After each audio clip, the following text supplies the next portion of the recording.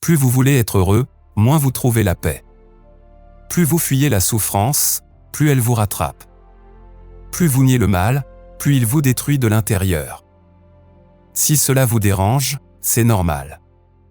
Toute votre éducation moderne vous a appris à éviter la négativité, à positiver, à regarder seulement le bon côté des choses.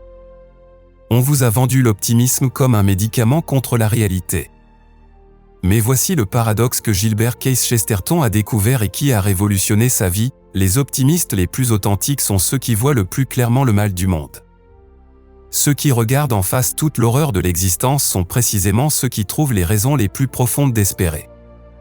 Chesterton était connu comme l'homme le plus joyeux de Londres, celui qui riait le plus fort dans les débats, qui trouvait de l'émerveillement dans chaque détail du quotidien. Ses amis témoignaient de son optimisme contagieux, de sa capacité à transformer les atmosphères les plus mornes en fêtes intellectuelles.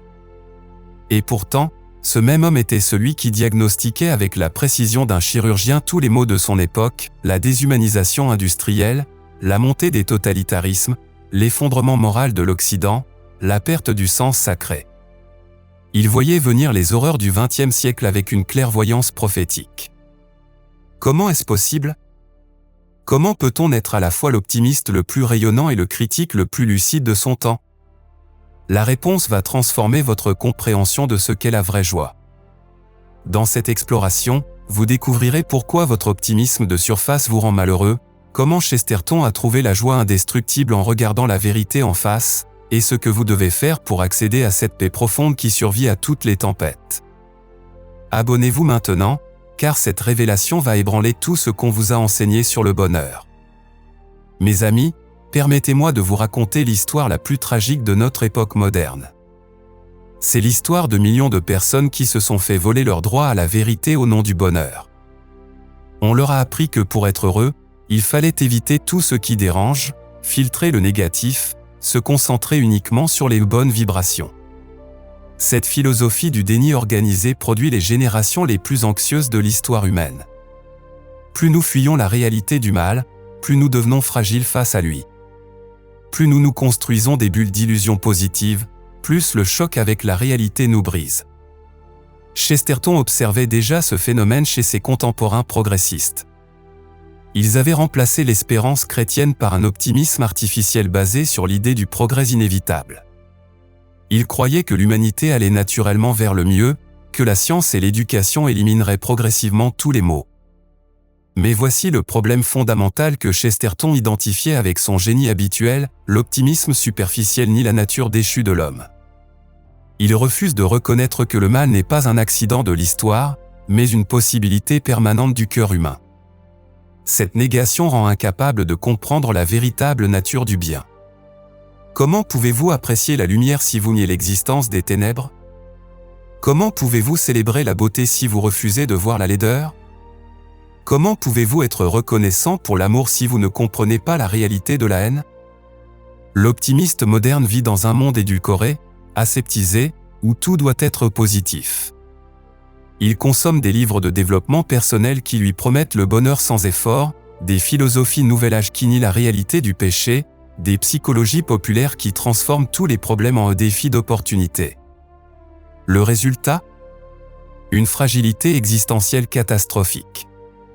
Au premier contact avec la vraie souffrance, la maladie, la mort, la trahison, l'injustice, tout l'édifice s'effondre.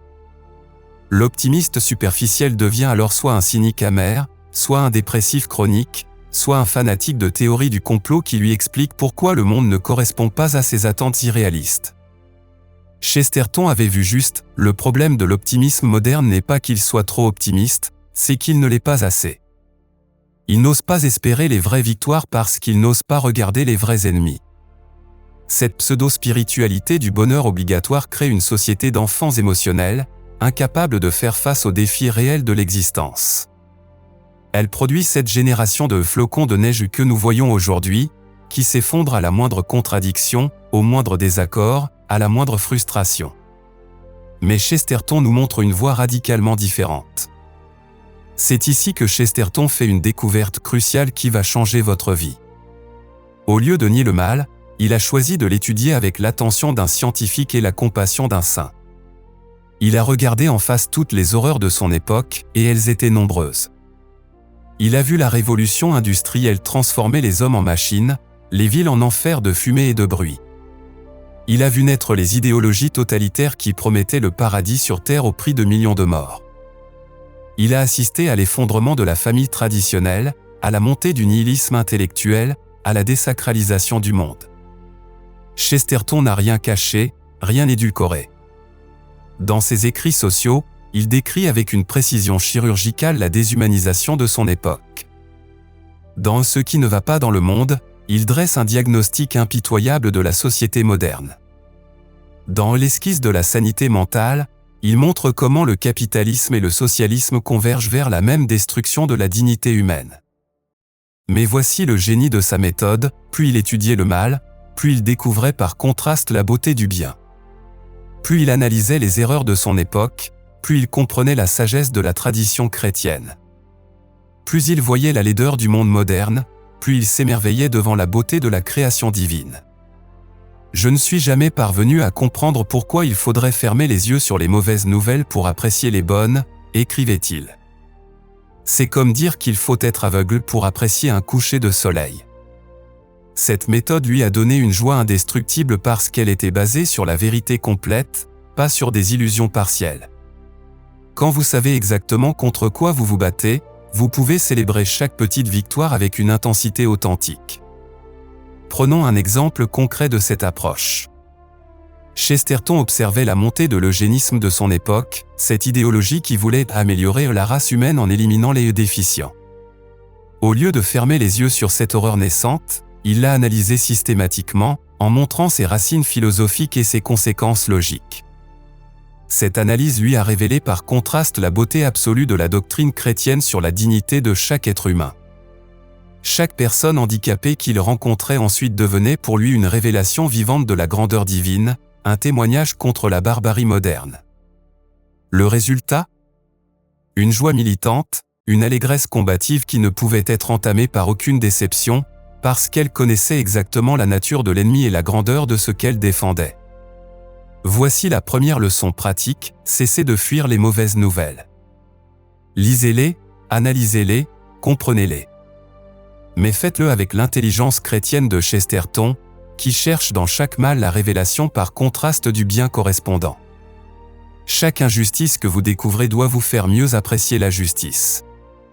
Chaque mensonge que vous identifiez doit vous faire mieux aimer la vérité. Chaque laideur que vous observez doit aiguiser votre sens de la beauté. Chesterton nous révèle un paradoxe étonnant qui va transformer votre compréhension de l'espérance. L'optimisme authentique ne naît pas malgré la connaissance du mal, mais précisément à cause d'elle. C'est parce que vous comprenez la profondeur de la chute que vous pouvez mesurer la hauteur de la rédemption. Cette découverte a littéralement révolutionné la vie de Chesterton. Dans son autobiographie, il raconte comment sa jeunesse a été marquée par des tendances dépressives, des tentations nihilistes, des doutes existentiels profonds. Il a frôlé ce qu'il appelait les falaises blanches du suicide intellectuel. Mais au lieu de fuir ces ténèbres, il a choisi de les explorer systématiquement. Il a lu tous les philosophes pessimistes, étudié toutes les critiques de l'existence, exploré toutes les raisons de désespérer. Il s'est immergé dans Schopenhauer, Nietzsche, les décadents français. Il a suivi jusqu'au bout la logique du matérialisme et du déterminisme. Et c'est précisément cette exploration complète des ténèbres qui l'a mené à la lumière. J'ai découvert l'orthodoxie chrétienne en essayant de prouver qu'elle était fausse, confessait-il plus tard. Voici comment cette transformation s'est opérée, en analysant méthodiquement tous les systèmes qui niaient le sens de l'existence. Chesterton a découvert qu'ils se contredisaient tous, qu'ils niaient leur propre fondement, qu'ils aboutissaient à des absurdités logiques. Le matérialisme qui prétendait expliquer l'esprit par la matière ne pouvait pas expliquer pourquoi il existait des matérialistes capables de penser le matérialisme. Le déterminisme qui niait la liberté ne pouvait pas expliquer pourquoi ses partisans choisissaient librement d'y croire. Mais la révélation décisive est venue d'ailleurs. C'est en étudiant la réalité du mal que Chesterton a compris que celui-ci présuppose nécessairement l'existence du bien. On ne peut dire qu'une ligne est tordue sans avoir une idée de la ligne droite. On ne peut dénoncer une injustice sans présupposer un standard de justice. Le mal, loin de prouver l'absence de Dieu, révèle au contraire sa présence par la révolte qu'il suscite en nous. Notre indignation face à l'injustice témoigne d'une loi morale gravée dans nos cœurs, d'un étalon de perfection qui transcende ce monde. Plus Chesterton étudiait les horreurs de l'histoire, les génocides, les tyrannies, les cruautés, plus il découvrait en lui-même et chez les autres cette protestation métaphysique qui révèle notre origine divine. L'homme est si grand que sa misère même prouve sa grandeur, dira-t-il en paraphrasant Pascal. Cette méthode lui a donné accès à ce qu'il appelait l'optimisme chrétien. Contrairement à l'optimisme superficiel qui espère que tout ira bien, l'optimisme chrétien sait que tout ira bien au final, mais que le chemin sera difficile. Il ne minimise pas les obstacles, il les intègre dans une vision plus large de l'histoire comme combat cosmique entre le bien et le mal. Cet optimisme-là est indestructible parce qu'il est basé sur une promesse divine, pas sur des calculs humains. Il peut affronter tous les démentis de l'actualité parce qu'il puise sa force dans l'éternité. Et voici le point crucial pour votre vie personnelle, quand vous cessez de nier vos propres ténèbres intérieures, vos péchés, vos faiblesses, vos échecs, vous découvrez la même dynamique. Plus vous reconnaissez votre misère, plus vous pouvez apprécier la grâce. Plus vous admettez vos limites, plus vous pouvez vous abandonner à l'infini. Si vous voulez suivre le chemin de Chesterton vers la joie indestructible, commencez par faire l'inventaire complet et honnête de tout ce qui ne va pas dans votre vie, dans votre époque, dans le monde. Mais faites-le avec l'intelligence de la foi, qui sait que chaque mal identifié est une occasion de mieux connaître le bien. Abonnez-vous maintenant pour découvrir comment cette vision révolutionnaire s'applique à tous les domaines de l'existence. L'intuition géniale de Chesterton était que la vraie joie ne vient pas de l'absence de problèmes, mais de leur dépassement. Imaginez un général qui connaîtrait parfaitement les forces ennemies, leurs tactiques, leurs faiblesses et leurs points forts. Cette connaissance, loin de le décourager, lui donnerait une confiance stratégique absolue. Il pourrait affronter chaque bataille avec sérénité parce qu'il comprendrait exactement les enjeux et disposerait des moyens appropriés pour vaincre. C'est exactement l'état d'esprit que Chesterton avait développé face aux défis de l'existence. Sa joie n'était pas l'ignorance heureuse du naïf, mais la sérénité combative du sage qui connaît ses ennemis et possède les armes pour les vaincre. Cette joie paradoxale se manifestait dans tous les aspects de sa vie. Ses amis témoignaient qu'il était particulièrement joyeux dans les moments de crise. Quand les débats devenaient les plus houleux, quand les attaques contre la foi se faisaient les plus virulentes, quand les catastrophes sociales semblaient donner raison aux pessimistes, Chesterton rayonnait d'une allégresse mystérieuse. Je n'ai jamais vu Chesterton aussi heureux que le jour où il a découvert une nouvelle hérésie particulièrement pernicieuse, rapportait Bernard Shaw, son adversaire intellectuel devenu ami. Il se frottait les mains comme un enfant qui vient de recevoir un nouveau jouet. Pourquoi cette réaction apparemment paradoxale ? Parce que chaque nouvelle manifestation du mal révélait à Chesterton une nouvelle facette de la vérité à défendre. Chaque hérésie lui donnait l'occasion de mieux comprendre l'orthodoxie. Chaque attaque contre la foi lui permettait de découvrir de nouveaux arguments pour la soutenir. Il vivait dans cet état permanent d'émerveillement combatif que décrit saint Paul, en tout et pour tout. J'ai appris le secret d'être rassasié et d'avoir faim, d'être dans l'abondance et dans le dénuement. Je peux tout en celui qui me fortifie. Prenons un exemple concret de cette méthode appliquée. Quand Chesterton a découvert les théories de Freud sur la sexualité comme moteur universel de l'existence humaine, sa première réaction n'a pas été l'indignation ou le déni. Il a étudié ces théories systématiquement, en a compris la logique interne et les présupposés philosophiques. Cette analyse lui a permis de montrer comment la réduction freudienne de l'amour à la libido révélait par contraste la beauté de la vision chrétienne de l'amour comme participation à l'amour divin. Plus il comprenait la pauvreté de la psychanalyse, plus il s'émerveillait de la richesse de l'anthropologie chrétienne. Le résultat ? Des pages d'une joie intellectuelle communicative où il démontrait avec un humour irrésistible l'absurdité des réductions matérialistes. Ses lecteurs riaient en découvrant des vérités qu'ils n'avaient jamais osé formuler. Cette joie paradoxale vous est accessible. Elle commence par un changement radical de perspective sur vos propres épreuves. Au lieu de les subir comme des fatalités injustes, commencez à les voir comme des révélateurs de vérités cachées. Votre souffrance au travail révèle peut-être que vous êtes fait pour autre chose. Vos difficultés relationnelles révèlent peut-être des aspects de votre caractère à transformer. Vos échecs révèlent peut-être des présomptions à abandonner. Chaque problème devient alors une pédagogie divine, chaque obstacle une invitation à grandir, chaque épreuve une occasion de découvrir des ressources que vous ne soupçonniez pas. Mais attention, cette transformation ne se fait pas du jour au lendemain. Chesterton a mis des années à développer cette sagesse paradoxale. Il a fallu qu'il traverse ses propres ténèbres, qu'il affronte ses propres démons, qu'il accepte ses propres limitations avant de pouvoir accéder à cette joie indestructible. La différence avec l'optimisme superficiel? Cette joie-là grandit avec l'âge et l'expérience, au lieu de s'user. Plus vous vivez, plus vous rencontrez d'obstacles, plus cette perspective se confirme et se renforce. Avec sa sagesse caractéristique, Chesterton observait que le sage est celui qui s'étonne de ne pas être plus malheureux. Cette phrase résume parfaitement l'attitude pratique que vous devez développer pour accéder à la joie paradoxale. Au lieu de considérer le bonheur comme un dû et de vous plaindre à chaque difficulté, commencez à considérer chaque moment de paix comme un miracle immérité. Voici la méthode concrète que Chesterton a développée et que vous pouvez appliquer dès aujourd'hui. Première étape, l'inventaire lucide. Chaque matin, avant de commencer votre journée, prenez 10 minutes pour faire l'inventaire honnête de tout ce qui pourrait mal tourner. Votre santé qui pourrait se dégrader, vos proches qui pourraient vous quitter, votre travail que vous pourriez perdre, votre pays qui pourrait sombrer dans le chaos. Ne faites pas cet exercice dans un esprit morbide, mais avec la lucidité d'un stratège qui évalue les risques. L'objectif n'est pas de vous angoisser, mais de mesurer exactement ce que vous avez à perdre pour mieux apprécier ce que vous avez à protéger. Deuxième étape, la gratitude paradoxale. Une fois cet inventaire terminé, remerciez Dieu pour chaque catastrophe qui ne vous arrive pas en ce moment. Remerciez-le pour votre santé relative, pour les proches qui vous restent fidèles, pour le travail qui vous nourrit encore, pour la paix qui règne encore dans votre rue. Cette gratitude paradoxale transforme immédiatement votre perspective. Ce qui vous semblait normal devient extraordinaire. Ce que vous preniez pour acquis révèle sa vraie valeur.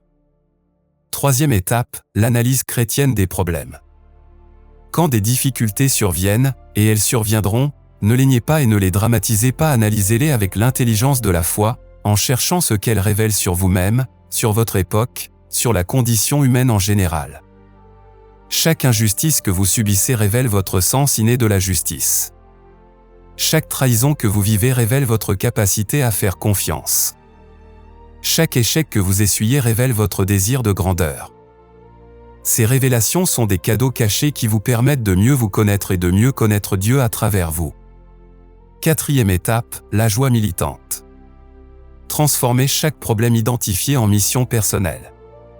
Si vous découvrez une injustice, engagez-vous pour la justice. Si vous identifiez un mensonge, devenez un témoin de la vérité. Si vous observez une laideur, créez de la beauté. Cette transformation de l'indignation en action donne à votre existence cette dimension héroïque que recherchait Chesterton. Vous n'êtes plus une victime des circonstances, mais un collaborateur de la Providence dans la restauration du monde. L'exemple personnel de Chesterton illustre parfaitement cette méthode. Quand Chesterton a découvert les horreurs du système capitaliste de son époque, les enfants dans les mines, les conditions de travail inhumaines, l'exploitation systématique des pauvres, il ne s'est pas contenté de s'indigner. Il a développé toute une philosophie alternative, le distributisme, qui proposait une troisième voie entre le capitalisme et le socialisme. Il a fondé des journaux, écrit des livres, donné des conférences, mobilisé l'opinion publique. Cette action transformatrice a donné à sa vie une dimension épique qui nourrissait sa joie quotidienne. Chaque article qu'il écrivait était un coup porté aux forces du mal. Chaque débat qu'il gagnait était une victoire pour la vérité. Votre mission personnelle commence maintenant. Identifiez le mal principal de votre époque qui vous révolte le plus profondément. Que ce soit la destruction de la famille, la manipulation médiatique, l'effondrement éducatif, la désacralisation de la vie, peu importe. Étudiez ce mal systématiquement, comprenez ses causes, identifiez ses remèdes. puis engagez-vous concrètement pour faire partie de la solution, à votre niveau, avec vos moyens. Cette mission donnera à votre existence cette dimension transcendante qui transforme la moindre difficulté personnelle en épisode mineur d'un combat cosmique. Vos problèmes ne disparaîtront pas, mais ils prendront leur juste proportion dans une perspective plus large. Mes amis, vous venez de découvrir le secret le mieux gardé de l'histoire spirituelle de l'humanité. L'optimisme authentique n'est pas l'ignorance béate des enfants gâtés de la société de consommation. C'est la sagesse combative des saints et des héros qui regardent le mal en face pour mieux le vaincre. Chesterton vous a montré le chemin, cessez de fuir la réalité du mal pour vous réfugier dans des illusions rassurantes. Ayez le courage de voir le monde tel qu'il est, avec toutes ses horreurs et toutes ses injustices. Mais regardez-le avec les yeux de la foi, qui sait que chaque ténèbre révèle la lumière, que chaque mal révèle le bien, que chaque échec révèle une victoire plus profonde. Voici votre plan d'action pour les prochaines 24 heures, prenez 1 heure ce soir pour faire l'inventaire complet de tout ce qui vous inquiète dans votre vie personnelle et dans le monde. Écrivez tout noir sur blanc, sans rien édulcorer. Puis passez 1 heure à remercier Dieu pour tout ce qui ne va pas mal, pour toutes les catastrophes qui vous sont épargnées, pour toutes les grâces que vous receviez sans les voir. Pour la semaine prochaine, choisissez un problème social qui vous révolte profondément et commencez à l'étudier systématiquement. Lisez ce qu'en disent les experts, mais surtout analysez-le à la lumière de la sagesse chrétienne. Cherchez ce que ce mal révèle par contraste sur le bien correspondant. Pour le mois prochain, identifiez une action concrète que vous pouvez entreprendre pour combattre ce mal à votre niveau. Que ce soit dans votre famille, votre travail, votre paroisse ou votre ville, engagez-vous dans une mission qui donne à votre existence cette dimension héroïque que recherchait Chesterton. L'optimiste qui voyait tout le mal du monde était en réalité l'homme le plus heureux de son époque parce qu'il avait trouvé la source inépuisable de la joie, la vérité complète sur l'existence humaine. Cette vérité révèle que nous sommes tous embarqués dans l'aventure la plus extraordinaire de l'univers, la bataille cosmique entre le bien et le mal, où chaque âme humaine a un rôle unique et irremplaçable à jouer. Quand vous comprenez cela, quand vous acceptez votre mission dans cette guerre sainte, alors toute souffrance devient féconde, toute épreuve devient formatrice, toute victoire, même minuscule, devient une célébration de l'éternité.